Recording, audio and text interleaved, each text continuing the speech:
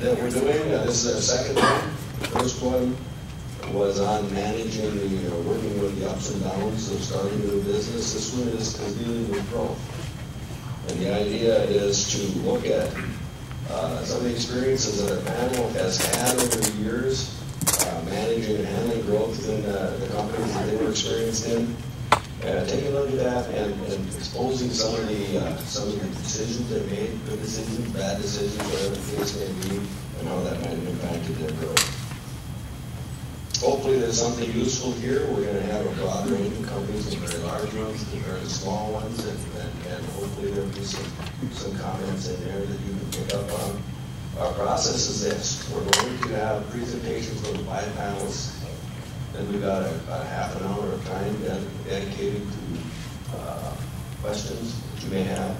And when we get into questions, you can ask the panel as a whole, or you can ask specific ones if something came to your mind while you were listening to the presentations. Hopefully there's something useful here for businesses that are either anticipating growth or going through growth, or maybe they already had the growth and they're wondering, looking back on it, wondering what the heck happened to them, and how did I do with that. So, I'm not going to spend a lot of time on introductions because I've asked each of the panel members to do their own introductions in their presentations, but I will tell you who we've got here and kind of give you at least what their company background is. We've got Ed Egan. Ed Egan is going to be our first presenter here. He was with Call Farm, a company that experienced real large growth. He was an owner in that, a partner in that. We have Bud Pierce.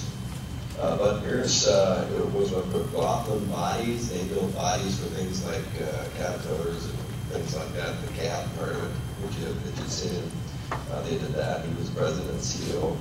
We've got Howard Miller in the middle. Howard was with Swans. He was the vice president of facilities and operations for Swans. So they're again a whole different background with fleets and warehouses and things like that. We have Karen Curtin, and Karen is a local business person that has sweet spaces, and many of you probably already done business with her. I know they have in this building and many other businesses when you expand and so dealing with Karen Curtin. And we have Steve Christensen here from the Census, this building, this company, this business, and he's going to talk about the growth in the situation they've had in that. So, without further ado, I want to bring Ed up here, Ed up here, and we'll get started with this.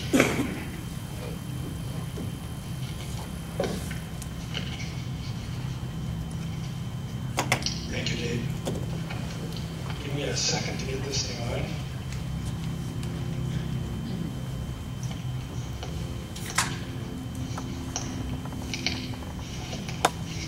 How's that? Can you hear me okay? I'm Ed Egan. Thanks, Dave, for the introduction. I'll be talking about my experience at Qualcomm, which turned out to be, at the end, a very large company. But I think some of the things I'm going to talk about that were challenges to the rapid growth that we experienced, you can stumble across in a company that goes from 10 to 100 or from 100 to 500, 1,000. You'll stumble across some of these same things, I suspect. But I'd love to hear more about that from you all later. So a little bit about myself. I was born here in Minnesota. Went to the University of Minnesota, got an engineering degree. Got a business degree from the University of California in San Diego. Started work as a design engineer fresh out of the U of M, Sperry Univac. Became their manager of advanced technology, which is semiconductor. So as manager of advanced technology, all of a sudden now I'm heavily into semiconductor manufacturing and technology. And that's the rest of my career, is basically semiconductor manufacturing. Sperry Univac was purchased by Burroughs. They created a company called Unisys. You have heard of it. When that happened, they made me the product manager of integrated circuits at their San Diego semiconductor facility. So they moved me from Minneapolis to San Diego. Could have been worse. I was product manager there for integrated circuits, next generation going into computers on the East Coast and the West Coast facilities. They ran into financial troubles. The big computers, the big iron, started not to sell so well, they couldn't afford the semiconductor facility. I could see the writing on the wall, so I went over to a startup in San Diego that was into mobile telephony, had a contract with the Japanese to make chipset software for their specs, very unique set of specs. We made it, it worked. We shipped 13 million integrated circuits to them. And I was the director of operations for semiconductor manufacturing with them. Then I jumped over to Qualcomm when I saw Qualcomm started to open up a new division. Qualcomm had been struggling for 5 years to get their technology, CDMA, accepted by industry as being the next best thing to do. They finally did. They decided that they needed a separate division just to design, manufacture, market, and sell their semiconductor chips and software. That was called QCT, Qualcomm CDMA Technologies, and I went over there in 1998. It started to really get going in 97, 98. We actually opened it in 95, 96 were not much. 97, 98, it took off. I got in when it took off. So that's Qualcomm in a nutshell. There's a lot more to it than that, but for sake of time, I'm just going to move on to what I meant by rapid growth. So while I was there, this is the shipments per year of chipsets and software. Each one of these shipments consisted of 2 or 3 individual integrated circuits. We take 2 or 3 to make the whole chipset. So you can see in 96, 97, it's just barely going. I come in 98. And you can see 2002 to 3, it just takes off. And these are in millions. So over that span of 10, 12 years, when I left in 2008, we were shipping about 325 million chipsets, close to 1 billion chips a year. And they're shipping even more today, and I'll get into that later when I give you the state of the company at the end of this presentation. Then revenues. In 96, negative profit. 97, slight profit. I come in 98, and you can see what happens again. It just takes off in 2003. When I left in 2008, that's 6.5 billion in revenue. And our operating profit margins were roughly 25, 28%. Very profitable business. And by the way, they're still hitting those types of percentages. And then the headcount. When I started, this is starting in 97 now. The last slide and the slide before started in 96. But in 97, about 300. I come in 98, started about 350. At the end of the year, it's about 400 people. When I left, it was 4,500 people. And 4,000, roughly 4,000 of those 4,500 are engineers, software designers, technicians, all high-tech circuit design, semiconductor technology folks. And if you look at this, it's kind of interesting to me, 500 people a year we grew by. And you may ask me during the question and answer session, why just 500 a year? There's a couple reasons for that. Some I'll touch upon as I go through this. When we started out, I'm going to get into some of the challenges that we hit, some of the stumbles we made. We were small. We were all in one building. We had 350 or so folks, one building. Everything done in one building. And high-tech design, integrated circuit design, semiconductor stuff, mostly all engineers. They love their cell phones. They love their email. Emails 24/7. I get emails at 2 o'clock in the morning from this and that. I mean, just 7 days a week. But things move fast. Decisions were made quickly. They're made in the hallways often. And we were only running maybe one program at a time, and then after a year or two, we were doing 2 at a time, staggered. But everyone knew the status just because you knew everybody. You knew what was going on. It wasn't very hard to figure out where things were at, if they were in trouble or not. There was a lot of question about the work-life balance because people were working their tails off. But since this growth was so good, there was very little real complaining about it. They were just saying, hey, I'm working 7 days a week. Or, hey, look at this growth. They seem to be pretty happy with that.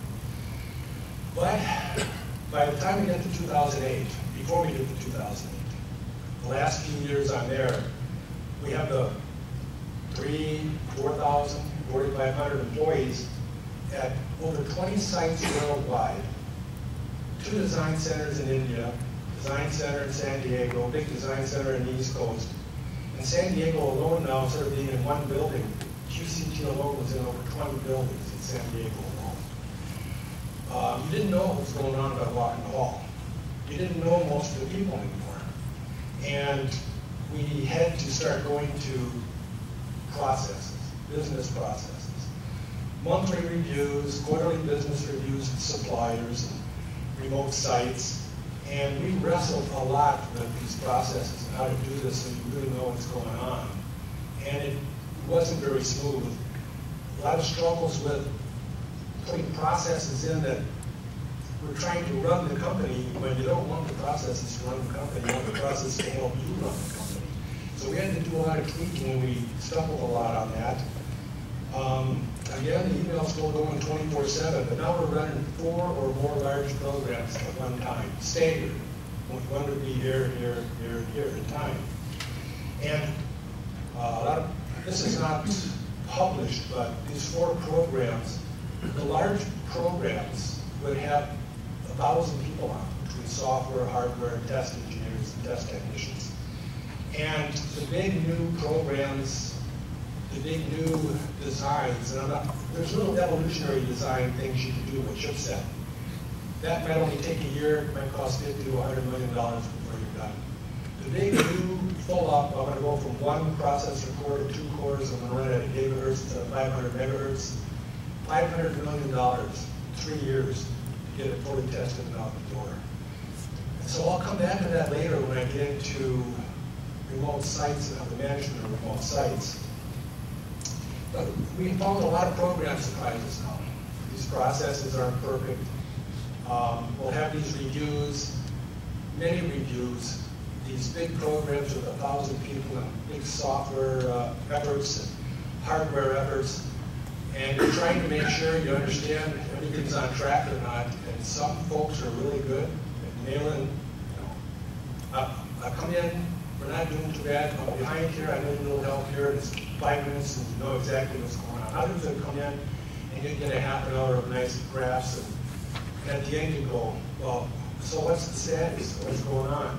And we had to really struggle with putting in place leads that were really blunt about where they're at, and wouldn't try what we call it hoarding info.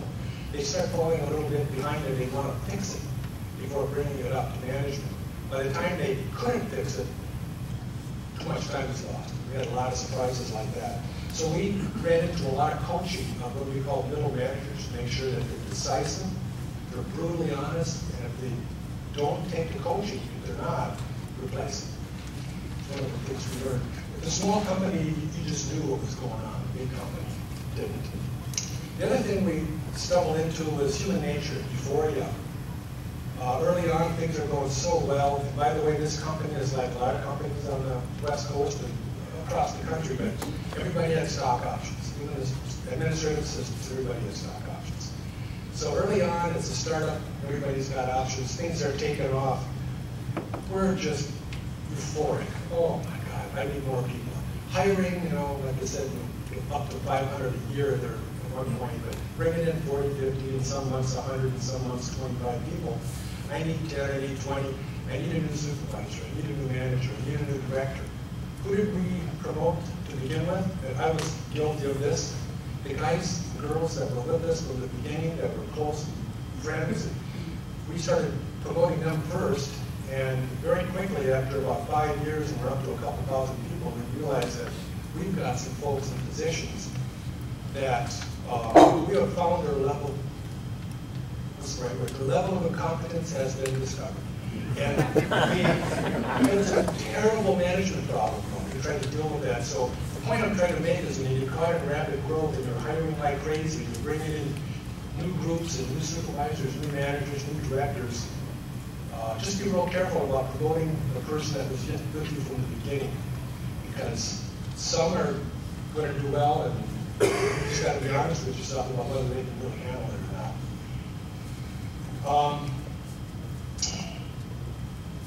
And one of the things we did, we created a sense of entitlement. Because early on when we were growing real fast, options were going out like crazy. Bonuses were going out like crazy. And then when we got to be a big company, all of a sudden we don't need any more VPs, we don't need any more directors. We've got to start holding back on, we can't just keep giving out options like, we're diluting the options too much. We've got to start pulling way back on that. But we have created a sense of entitlement. And the employees, the ones that have been around from the beginning, and all of a sudden these things cut that, they're not happy. And all of a sudden we hear more complaints about work-life balance isn't what I want. If I was getting more bonuses and options and whatnot, I'd be happy, but I'm not happy. So we could have avoided a lot of that by being a little bit more careful early on about creating a sense of entitlement. You really want to treat your folks right, but don't get caught up in euphoria. I guess I'll call it human nature euphoria. You just get kind of carried away, and we did, some of us did, and we had to pay the price later. The other thing I'm going to talk about, which isn't just big company or big company growth, rapid growth, but it's performance reviews. One of the biggest things that